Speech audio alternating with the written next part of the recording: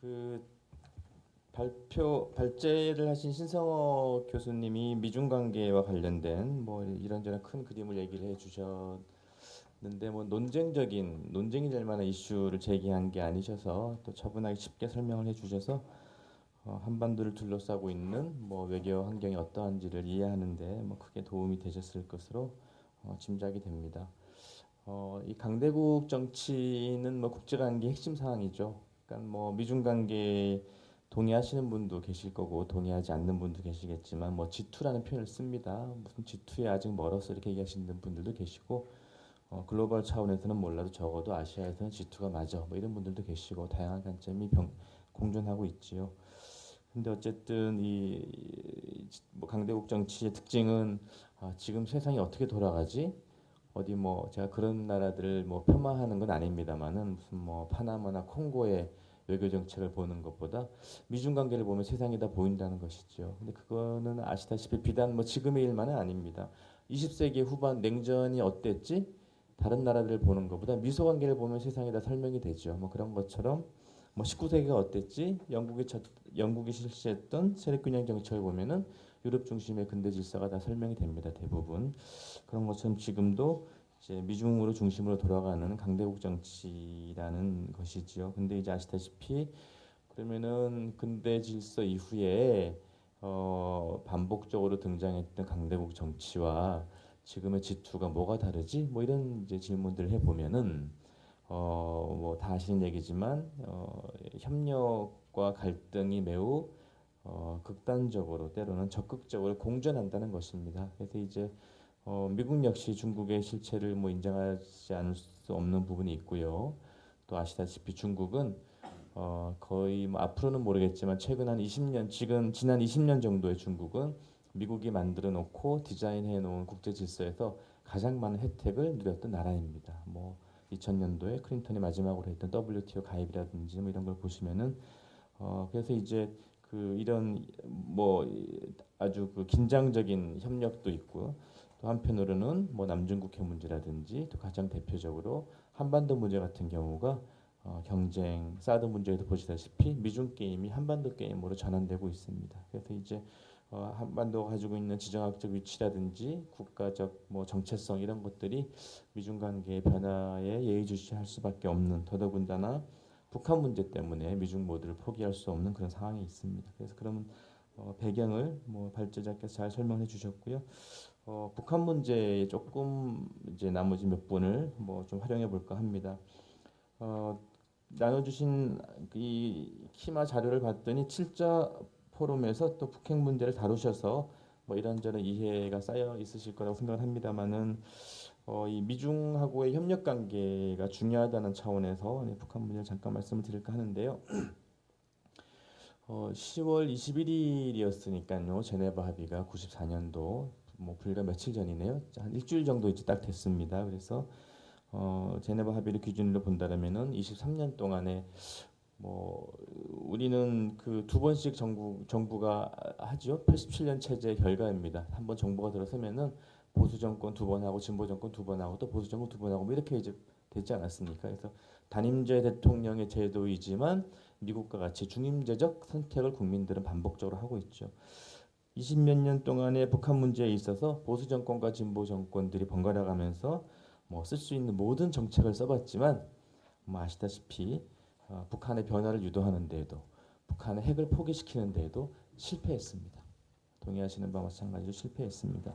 그래서 왜 그럴까라는 걸 한번 지적하고 넘어가야 될 것 같습니다. 그래서 왜 그럴까라는 문제에 대해서 언론은 물론이고 많은 전문가와 연구자들이 설명을 하고 있습니다. 대부분의 설명들을 이렇게 저렇게 종합을 해보면은 의도하든 의도하지 않든 우리가 지난 뭐 짧게는 뭐 제네바 합의 이후 길게는 뭐 한 30년 다 돼가는 탈냉전기 동안에 대북 정책의 모든 정책은 진보적 관점이건 보수적 관점이건 거래를 전제로 한 접근이었기 때문이라는 지적들을 많이 합니다. 그러니까 이제 진보 정책의 경우는 대표적으로 뭐 햇볕을 쬐이면은 뭐 금강산에 들어가면 개성에 들어가면 북한이 정치적 변화가 유도해낼 수 있겠지. 뭐 우리 뭐 조금 전문적으로 말씀드리면 기능주의적 스필오버 이펙트가 발생하겠지.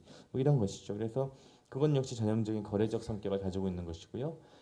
원칙에 입각한 정책을 추진한다고 보수 정부는 얘기했지만 이명박 정부도 그렇고 박근혜 정부도 그렇고 모두 거래적 접근이었습니다.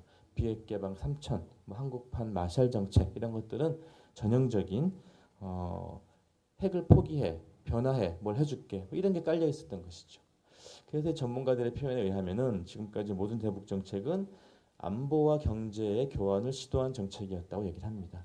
그래서 뭐 동의 안 하시는 분들이 이 자리에 좀 계실 것 같습니다만은 최근에 이제 뭐 정부 차원에서 평화 체제와 관련된 가능성 얘기가 나오고 하는 것들은 안보와 경제 사이의 거래는 더 이상 성립되기 어렵다라는 것이고 안보와 안보의 교환을 고민해 봐야 될 때가 됐다라는 것이 이제 전문가들의 지적입니다. 뭐 동의하시든 안 하시든. 그래서 기능적 접근, 모든 대북 정책은 거래를 전제로 한 것이었다라는 것이 실패의 원인이었고요. 그게 왜 실패했을까라는 것은 두 번째 요인이 있습니다. 논리적으로 맞고 안 맞고를 떠나서 논리적으로 허구고 안 허구 뭐 진위 여부를 따지지 마십시오. 그냥 북한 아이들의 주장은 핵은 생존이라는 것입니다. 그렇죠? 말도 안 되는 얘기지만 우리가 생각하기에는 핵은 생존이라고 주장을 하고 있습니다. 그런데 왜 지금까지 모든 대북 정책이 성공을 거두지 못하였느냐? 세상에 생존을 거래의 대상으로 내놓을 사람이 누가 있겠습니까? 생존이라고 하는데 그게 뭐 저 논리가 맞고 안 맞고를 떠나서 그래서 이 핵을 포기시킬 만한 등가성을 가지는 사안을 우리가 제시할 수가 없는 것이죠. 뭘 제시한들 생존하느랑 맞바꿀 수가 있겠습니까? 북한 애들의 관점에서는. 그래서 핵이 생존적 논리를 가지기 때문에 거기에 맞는 등가성이 보장될 만한 거래가 성립될 수 없었다는 것입니다. 저는 지금은 뭐 조금 이따 말씀드리겠습니다만은 북한 애들이 평화 체제도 관심이 없을 거라고 저는 생각을 하고 있습니다. 지금은. 그래서 어쨌든 그런 것이고요. 그 다음에 조금 앵글을 다르게 해서 보면은 오늘의 주제와 맞물리는 앵글입니다. 한반도를 둘러싸고 있는 안보 환경이라는 관점에서 보면은 왜 대북 정책이 지금까지 모든 대북 정책이 북한을 변화시키는데 실패했고 핵을 포기시키는데 실패했을까라는 것은 저는 미국과 중국의 이익이 다르기 때문이라는 생각을 합니다. 그러니까 지금에 와서야 6차, 5차 핵실험까지 오고 핵 개발뿐만 아니라 딜리버리 시스템을 만들어서 미국 본토를 때릴 가능성이 나오니까 미국이 이렇게 득달같이 달려드는 것이지 2006년도에 첫 핵실험하고 이 핵과 관련된 논의가 계속 나왔을 때도 위기를 관리하는 수준에서 미국의 외고 자원은 투입되었지 지금처럼 미국이 동원할 수 있는 모든 외교 자원을 일찌감치 투입해서 핵을 스탑시키고자 했다라면은 아마 상황은 달라졌을 것입니다. 그러니까 미국의 위협이 됐기 때문에 이렇게 되는 것이죠. 만약에 김정은이 왜 이렇게 핵 개발에 속도전을 내는지는 저도 잘 모르겠습니다. 뭐 아시는 분이 계신지 모르겠습니다. 여러 가지 설명이 있습니다. 근데 아버지 김정일은 핵과 관련돼서 전략적 모호성을 유지했죠. 개발하면서도 뭐 육자회담도 나가지고 개발하면서 CNN 불러서 영변 쿨링 타워를 폭파하는 쇼도 하고 개발하면서 2.13 합의도 해주고 뭐 이런 아버지와 달리 아들은 뭐 한 집권 2, 3년 만에 상상을 초월하는 뭐 발표의 적도 있으셨습니다만은 핵 개발, 미사일 개발 속도전을 내고 있습니다. 근데 이제 이런 지금에 와서 이렇게 됐지만 상당 오랜 기간 동안에는 그냥 한반도적 상황에서 핵 문제가 관리가 되는 한 미중은 가지고 있는 모든 외교 자원을 투입해서 해결하려고 들지 않았습니다. 지난 한 20년 뭐 넘게 동안 아시다시피 그래서 이 타협이 되죠. 미중 간에 위기 관리 정도에서만 타협이 됐습니다. 근본적으로 뿌리를 도려내는 데는 타협이 절대 안 되는 것이죠. 미중 간에 그런 것이 오늘의 이런 상황을 만들었다라는 것이 뭐 저를 포함한 많은 전문가들의 혹은 뭐 일부 전문가들의 판단입니다. 앞으로 어떻게 할 것이냐, 핵을 도려낼 수 있을 것이냐라는 문제를 보면은요. 한 세 가지 정도의 옵션이 가능합니다. 제가 시간을 빨리 써야 되겠네요. 근데 그 세 가지 정도의 옵션을 말씀드리기 전에 전제 조건이 있습니다. 우리가 깔고 컨디션이 있는데 첫 번째 컨디션은 다 아시는 바와 마찬가지로 북한은 스스로 설정한 타임테이블이 끝나기 전까지는 절대로 대화에 나오지 않을 것이다. 그럼 그게 언제일까? 전문가들은 내년 여름쯤을 전망하고 있습니다.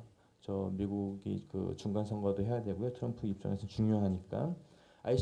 핵 개발, 핵 실험은 더 안 할 거라는 것이 이제 예상이죠. 남아 있는 테크니컬한 문제는 컴퓨터 시뮬레이션을 가능할 것 같고요. 딜리버리 시스템은 하겠죠.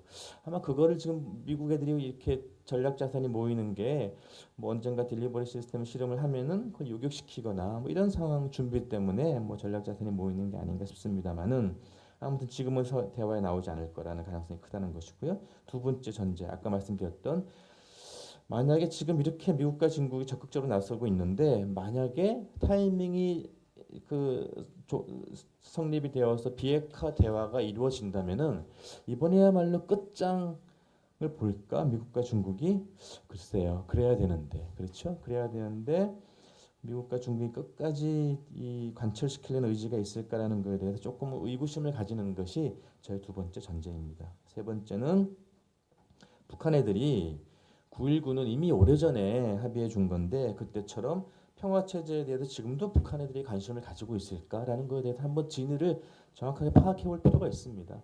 예를 들어서 뭐 북미 수교까지는 아닌 가지만 무슨 뭐 사무소 비슷한 걸 설치할 만한 외교적 인정까지 해주면은 핵을 포기할까? 글쎄요. 그건 한번 진위 여부를 파악해야 될 문제고요. 네 번째는 오늘 많은 분들이 지적하고 계시는데 저도 개인적으로는 자체 핵 개발과 핵 전술핵 재반입에 반대합니다. 의미가 없습니다. 그러니까 북한이 미국이 제공하는 핵 디터런스, 핵 우산을 신뢰를 해야죠.